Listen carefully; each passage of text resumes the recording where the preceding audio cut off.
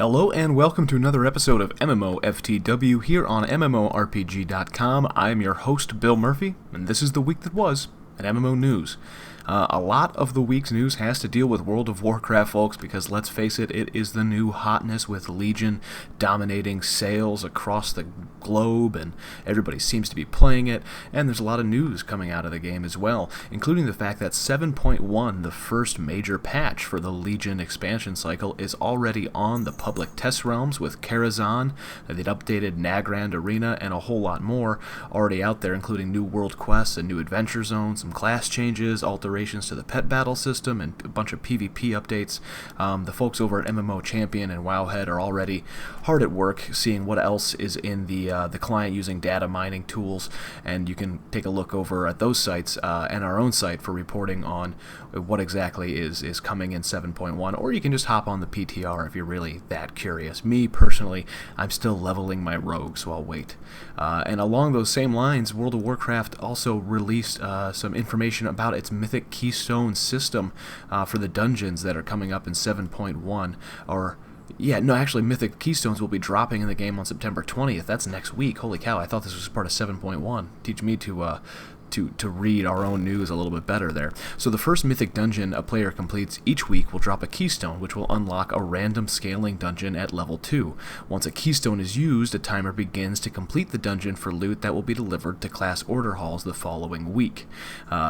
It sounds a little complex, but at dungeon levels 4, 7, 10, and 10, a new monster modifier will be added, which includes basically these challenges that are sort of like what you see in a game like Path of Exile, where you can have a raging challenge, a raging modifier, which enemies enrage at 30% health, dealing 100% increased damage until defeated.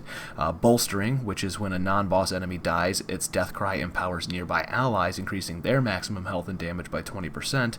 Skittish, which enemies pay far less attention to threat generated by tanks, which should be really fun for those tank players out there. And then Volcanic, which is while in combat, enemies periodically cause gouts of flame to erupt beneath the feet of distant players. So players that are farther away, a bunch of fire will explode out of the ground around them.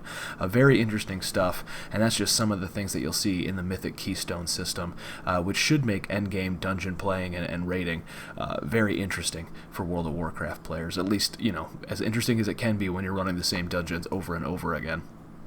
And in some indie MMO news, Osiris New Dawn has announced its Steam Early Access period beginning on September 28th. You might remember this game from our PAX coverage, for our PAX West coverage.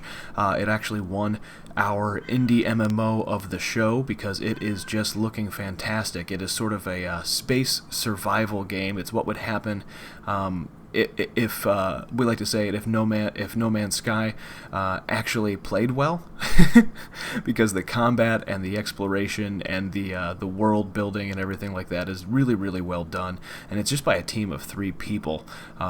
Actually, they're former Blizzard folks and stuff like that, so it's not like they're out of nowhere, but they went off and they created their own game called Osiris New Dawn, and it'll be both a single player and a sort of quasi MMO up to, I think, about 100 players per server, kind of like Ark, and it launches on Steam Early Access in just 2 weeks. Keep an eye out for that one, because I really do think that a lot of you guys will like it.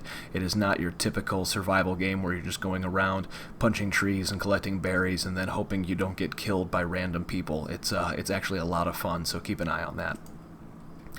And in Adventure Quest 3D news, that's right, Adventure Quest is still alive and kicking. The guys at Artix Entertainment are set to launch Adventure Quest 3D, which is a more traditional MMORPG, like 3D MMORPG, both on iOS, Android, and PC as a cross-platform title. That's right, if you're playing on your Steam client, you can also be playing with the same people on your iPhone, and if you have to get up and go to work, you can play on your iPhone. If you have to go to the bathroom, you don't actually have to disconnect from the game. You can just disconnect from the Steam version and reconnect on your iPhone and keep raiding dungeons and stuff like that.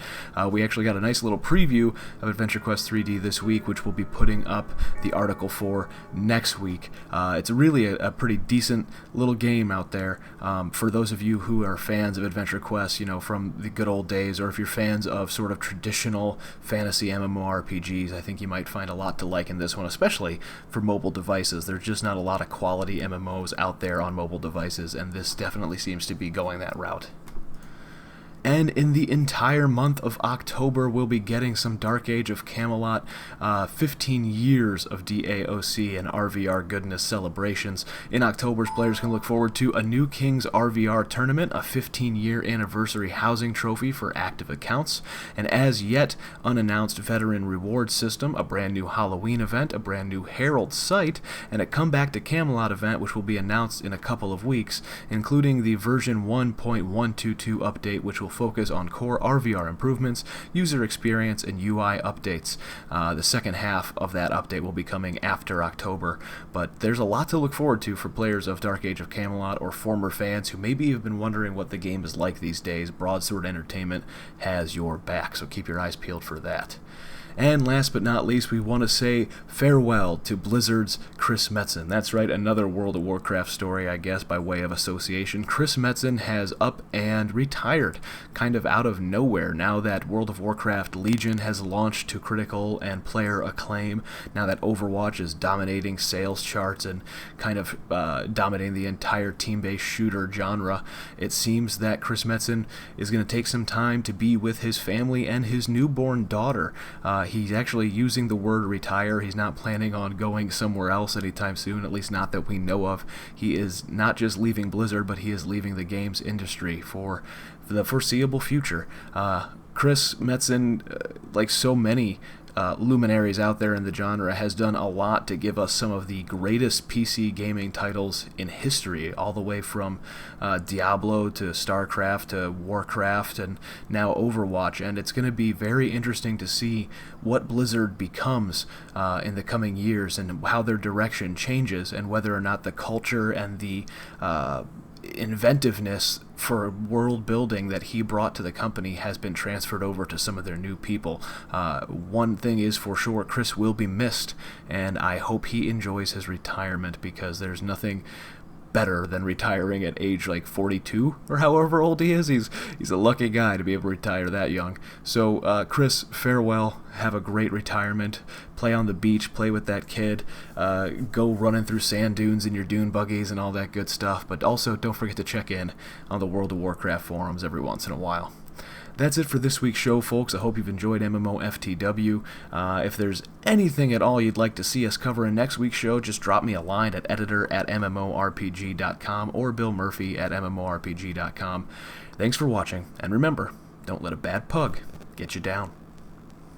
Make sure to level up your MMO knowledge by visiting MMORPG.com, subscribing to our YouTube channel, and by following us on social media. To catch up on the week's biggest MMO news, watch our latest MMOFTW. And to see if there's a better MMO out there for you, watch one of our latest First Impressions videos. Thanks for watching.